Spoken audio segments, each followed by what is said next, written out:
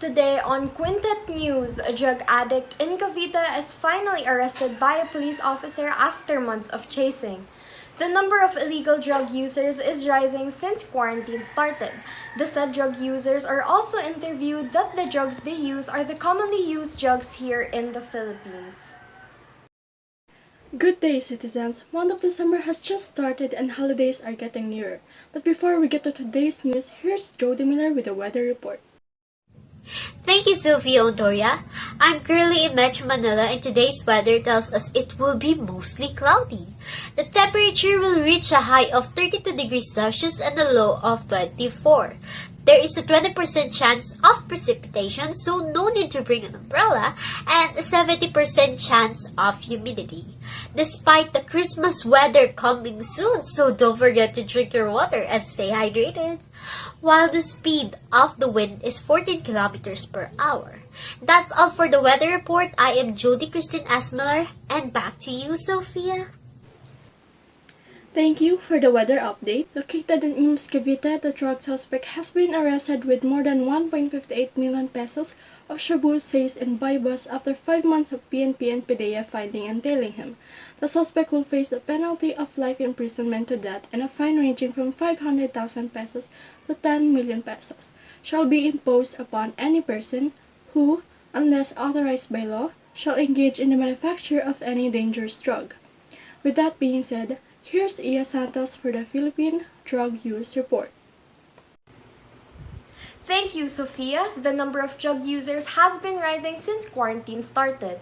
The coronavirus pandemic is bad enough, but reports have surfaced about the resurgence in substance abuse in the wake of widespread unemployment and traumatic isolation created by the lockdowns.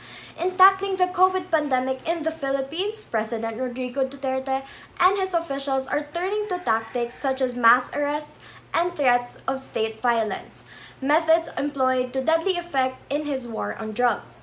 The current president has enforced one of the world's longest and toughest lockdowns, yet with more than 2.83 million cases of COVID-19 and almost 50,000 deaths, the country has one of the region's highest tolls. To hear the voices of the drug users, here is Jody Miller for the interview. Yes, I am currently here in the Philippine National Police Station to interview a few drug prisoners. They have mentioned that the drugs they use are the most commonly used drugs here in the Philippines, which are shabu, marijuana, and cocaine. Hiding the name of Roddy, here he is to know the drug suspect side of the story. Kahirapan? Oo.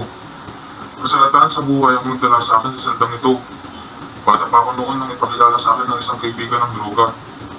Nung una, ayaw ko. Kasi alam ko naman na mali. Kaso wala eh.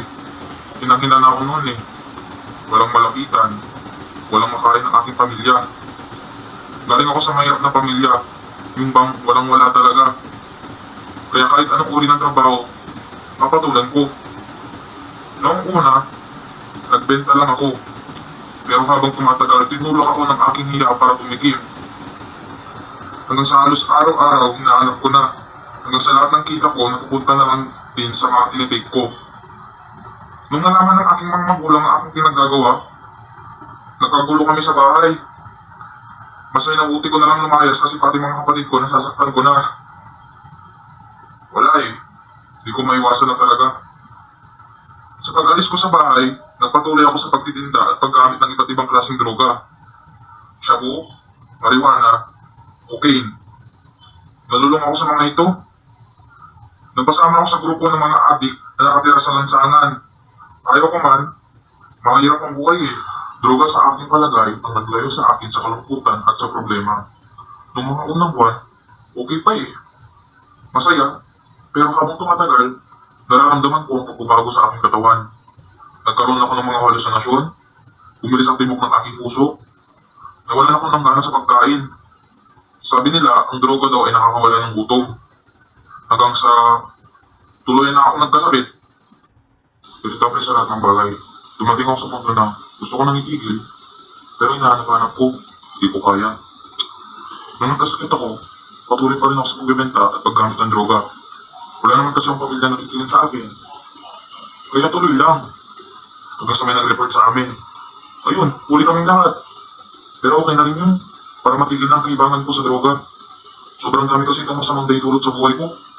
Napabayaran ko ang aking pamilya. Nagkagulo. Nag-away-away. Nawalan ako ng tahan ng mauwian. Nagkalensi-lensi ang aking karusugan. Ay, kung may babalik ko lang sana ang nakaraan. The suspect stated that he used drugs due to peer pressure and poverty. He got himself into selling drugs and soon tried drugs because of his curiosity. Until then, it made him attached to it more. At first, it gave him satisfaction but shortly made him regretful. Drugs, particularly illegal drugs, are substances that affects a person's mental or environmental status.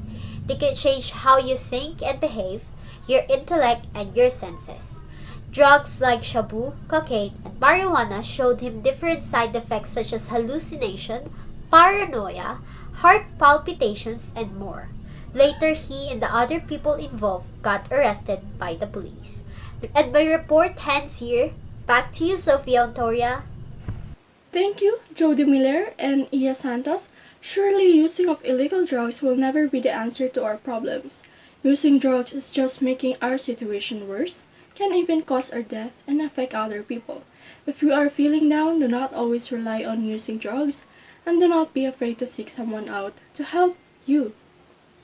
And that about concludes our closing statements. Once again, I'm Sophia Ontoria, wishing all of you a great day.